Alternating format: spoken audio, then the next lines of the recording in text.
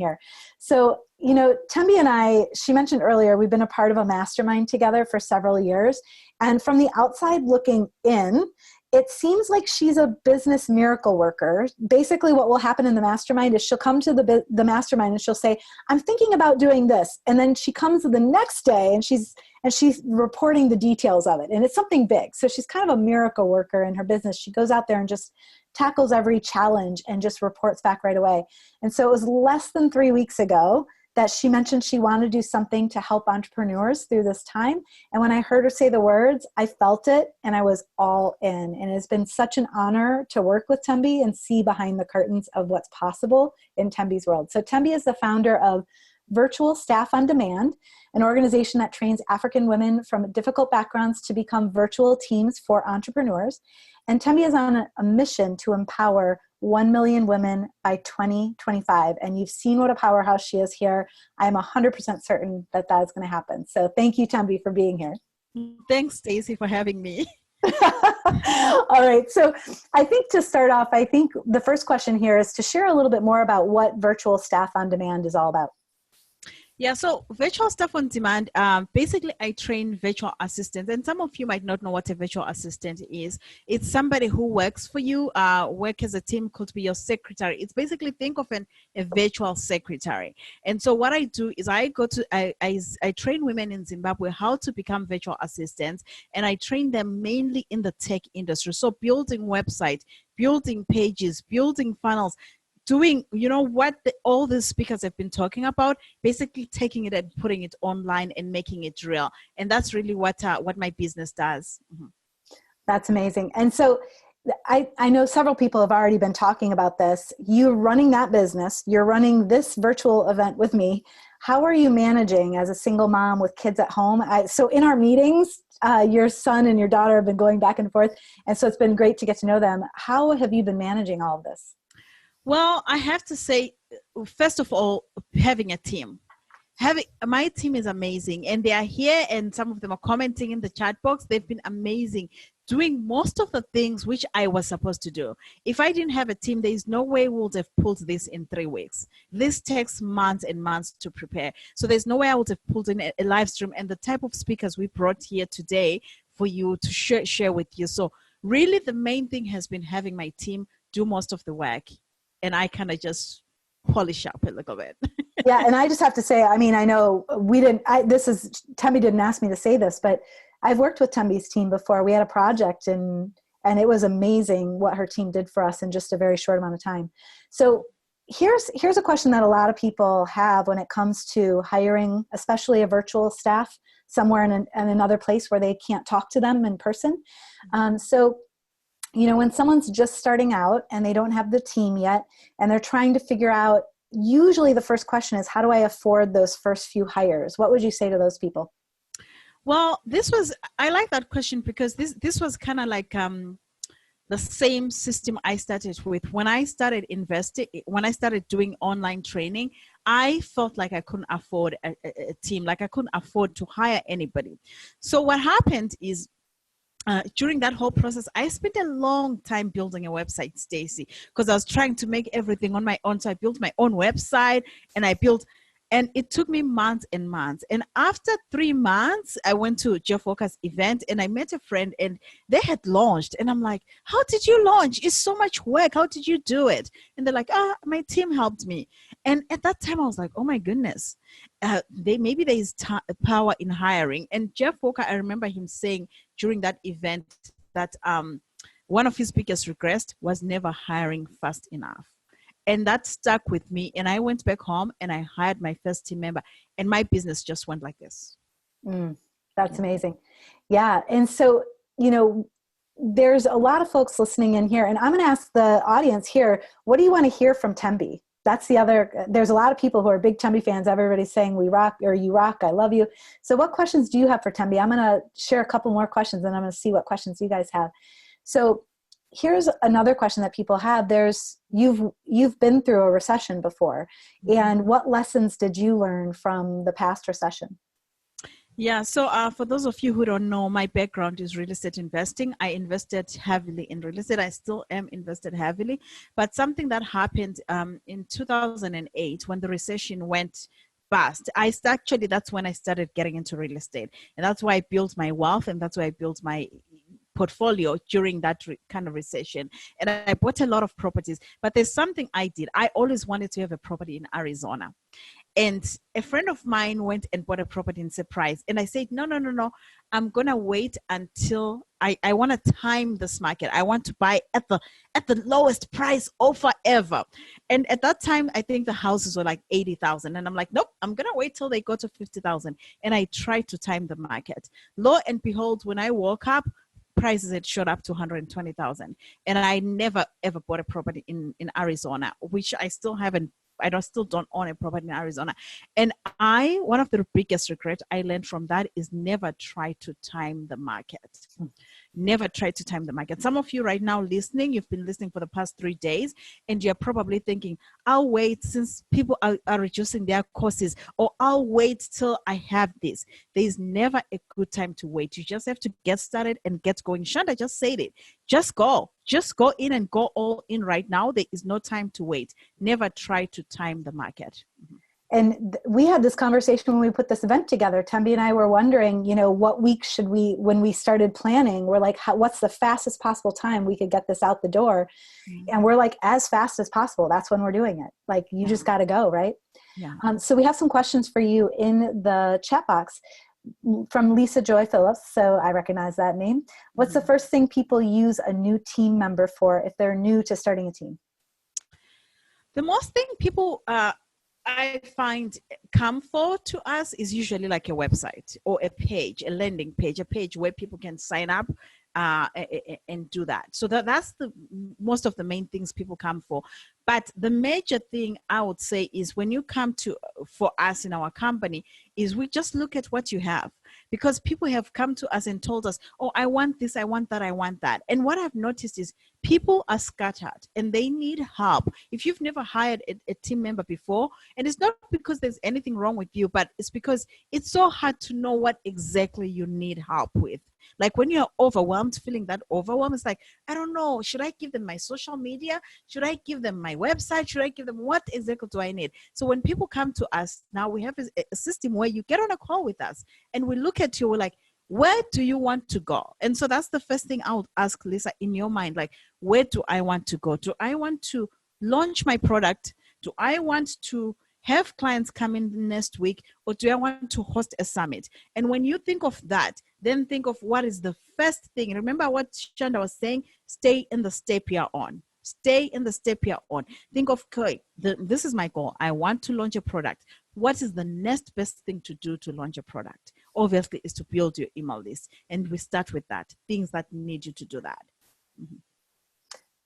And let's see. So there is, I'm trying to see who the name is. For some reason, the names sometimes get shortened. This is from Mikalimi. I'm not sure if I'm saying that correctly. I need a virtual assistant specifically to help me with my social media postings and also with finding, booking, speaking engagements and corporate clients for my business. Is that something that you could help people with? Yes, we've helped people with that, but the best way is to go to virtualstaffondemand.com and you can find out more things, what we do there, and send us an email, shoot us an email, and we'll help you. Awesome. And somebody was asking, how do we get onto your training? Is there a specific training that they're referring to that you know? This is from Mafonu? I'm thinking the training to be a VA or the training to on how to professionally work with the VA. We will be offering the training, me and Stacy together as a package, the $47 package, if you buy that, if you upgrade to that.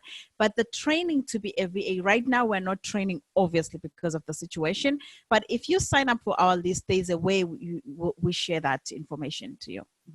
Awesome. And I guess, Tembi, I have a question, which is, what are some of the things that you've helped people do specifically? What are some of the clients that you've had that you've helped them with, and what is it that they've done in their business? Well, how about we start by you? Oh, we could start there, yes. Yeah, so Stacy came to us with a bunch of videos, like which she thought were going to last 2 years for us to chop them and put them in a specific order so that her clients can find them easily. Like she had these videos for over years. And so we basically just helped her with that, kind of chopping her videos and putting them in order and organizing her life basically. And we've had clients who come to us because they need to launch. They want to launch, and they just came into online, or maybe they already have been in online. They just want to put their product out there. So we just help them with, okay, organization, this is how you're going to do it. We build a landing page for them, which is a place where you can collect your email list. We help them basically through the whole process of getting started and going until they launch, and we hold their hands. That's amazing. There's another question in the chat box, which is, if the best way is to think about the next step, is it better to hire a freelancer for a specific project or have a permanent employee like a personal assistant? You know, right now with the way the economy is, I never hired a permanent employee when I started. I don't think you should start with a permanent employee. I think you should start with somebody like a freelancer, somebody where there's no commitment. And that's what we do. Like, we have no commitment whatsoever. You come and you do your own thing. And the reason I'm saying this is because when you are starting a business and you don't know how much income you're going to have, you don't know how much money you're going to make from your launches. So you want to kind of stay lean a little bit. I know this is contradicting to what I said you have to hire, but at the same time, you don't want to go and get somebody you're going to pay $4,000 a month. You can't afford that right now. Get a freelancer who's just going to be helping you with the task you need. And then once your business is established and you have like a significant business, then you can go into hiring like a full-time VA. Yeah. And I was going to say, it's an interesting question because what it brought up for me was your services are packaged in a way that really worked for me. Like, basically, can you tell them a little bit about how you structure that? Because it makes, as an entrepreneur, there's certain things that make a lot of sense when you're looking at your overhead, and then your structure makes a lot of sense. Did you want to share about the membership? Yeah, absolutely. So the way our services work, you get a package. It's a monthly package. You pay for a monthly package. And so every month, when you pay for this monthly package, we do a task for you. We call it one task a day. So depending on the package you get, we've got 2 tiers, the premier and the standard package. Let's just go with the standard package. You get 1 task a day, and then you can get up to 30 tasks done. So you can really pull in from different fields. If you want your social media done, and if you want to do your landing page, if you want to do different tasks, you can pull in from all those different things and just submit a task. Really, you can submit as many tasks as you want. We only commit to 1 task a day if you're in the standard, and we commit to 3 tasks a day if you're in the premium. So we really do it's a task-based service, and there's no commitment. Maybe what I'll do is, for anybody who's listening here, we'll give them I know that they said we shouldn't give discounts. What are you about to do? Have you thought this through? Have you thought about the implications of what you're about to say? I was going to give them a discount. I didn't think it through. But you know what? I already said it. Everybody who's here, you're going to get it for $297. We usually charge $397 if you go to our website. But if you are here today and you say, Tembi, I was live on the stream, we'll give it to you at $297. Don't tell anyone. Don't tell anybody. Tell all the people who told her not to set a discount. Irina's in the chat box. She said she's based in Norway. Hey, Irina. And she said the quality of Team Tembi's service is outstanding. And it looks like some other people are going to be coming to you with some things that they're struggling with as well. I do need to ask you the question that we've been asking all the presenters, just to make sure that I've asked it. And keep asking Tembi some questions in the chat box. So Tembi, if you had a Post-it note that you could put on everybody's computer right now, all the entrepreneurs, to inspire them, what would it be? Just do it. You know, if you look at everything I have done, like in life, in everything, I just did it. And I'm just going to be honest with you here. Like, I came to Canada. Some of you might not know this, but I came to Canada with $5 in my pocket. And I just did it. I just made the decision and I just did it. I am one to just think out of something and do it, because the time you lose when you're just thinking of things and analyzing is not worth it. Right now, we've had all our speakers say it's an opportunity. It's an opportunity for all of us to come out, to build our businesses to just go up from zero to like billions or whatever it is, zero to millions. I believe, when this hit coronavirus, and I'm not saying take advantage of it, but when this hit, the first email I sent to my team and the first podcast I did was, this is an amazing opportunity. This is an amazing opportunity. And I believe just because you are here, this is an amazing opportunity for you. Don't be a victim. Take advantage of this. Go out there and start doing whatever it is that you plan to do. Invest in yourself, invest in your education, and just do it. I love it. And I've experienced it with Tembi in the last 2 weeks. It's been such an honor. Yeah. So I'm going to ask a little bit of a curveball. I'm looking to see if there's another question in the chat box. I'm going to ask a little bit of a curveball. What are you most excited about on the other side of this? So right now we're here. We're in the square in the middle of all this. What are you most excited about moving forward? Oh my goodness. The opportunity I see, Stacey, coming up, and I believe in second chances. And there are some people who felt left behind when this whole .com thing started. And right now I'm looking at it, I'm like, this is an opportunity for everybody who's been feeling left behind to get in and move.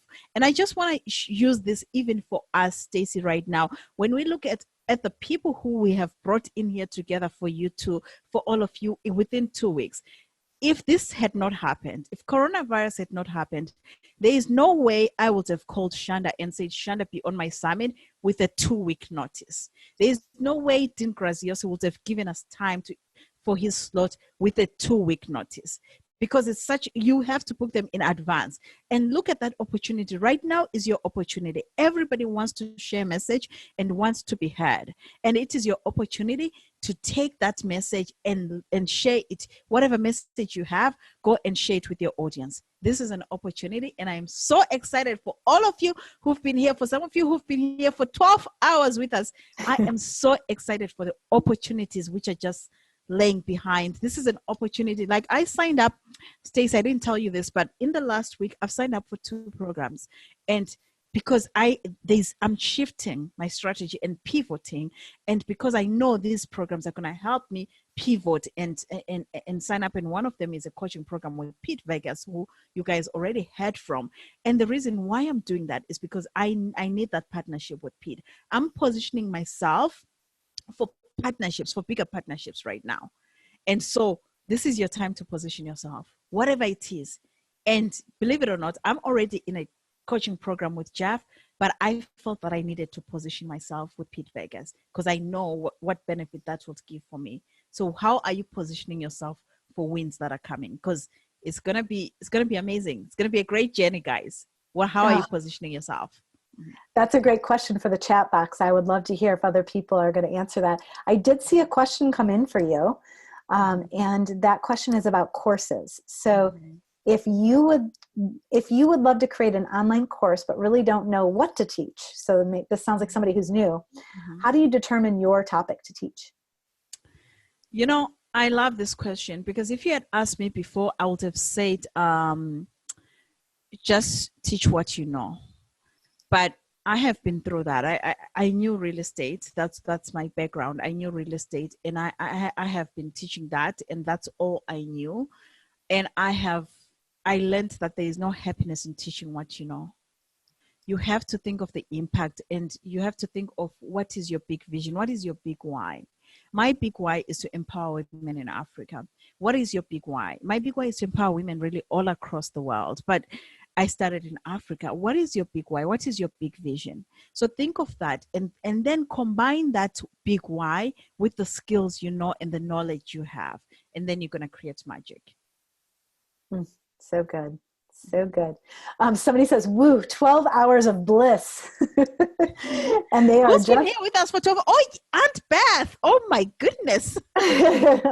We're getting lots of thank you for putting this together. And you're so amazing and generous. And totally agreeing with Tembi. This is a great opportunity. Tembi, you're such an inspiration. I am in too.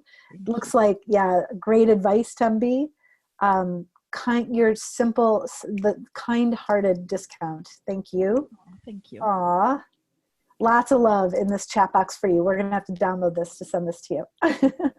I'm looking to see if there's a new one. So still the question, how are you all positioning yourself as we're moving into these new times? You've been with us for 3 days, and it's about who we're becoming. And you've heard now, what's interesting is Tembi is sharing who's this new person that she's becoming. Tembi, I'm curious. You said a mission, 2025 by 2025, 1 million women. When you, what's that? I said we will do it. Yeah. So when you see that, how is the world different when that happens? That's a very good question, Stacy. You know, I'm going to share a little personal story here. The reason why I say that is because I've seen a lot of abuse for women, especially in Africa. And really my goal is to stop that abuse and end that abuse. And I believe that if I can reach the 1 million people, there's going to be a ripple effect. And the ripple effect is not just stopping the abuse, but the ripple effect is empowering so many other people, and giving them this voice so that they can voice their concerns and be able to stand up for themselves. Because I am one of those people who stands for people who cannot voice themselves. Like, I believe everybody should have a voice despite who you are, and you could share how you feel despite who you are. And so I believe that if we can impact 1 million people, we definitely can have a bigger impact. Because I don't think you can make a big impact with 10,000, but the bigger impact comes in the millions. Mm-hmm. Yeah, and just to clarify, because somebody was in the chat box, they were like, wait, I missed something, the 1 million. So that connection between virtual staff on demand and the 1 million women is that virtual staff on demand is empowering those women. Yes. Yeah. Masha says, Tembi, you're giving a new chance and new life to women in Africa. They couldn't even know they had a chance to a new life without you. Thank you. Yeah, thank you, Masha, for saying that. And it just makes me happy that my team is still working, even after the shutdown in most African countries right now. And like, just because they are virtual, can you imagine if they're not virtual?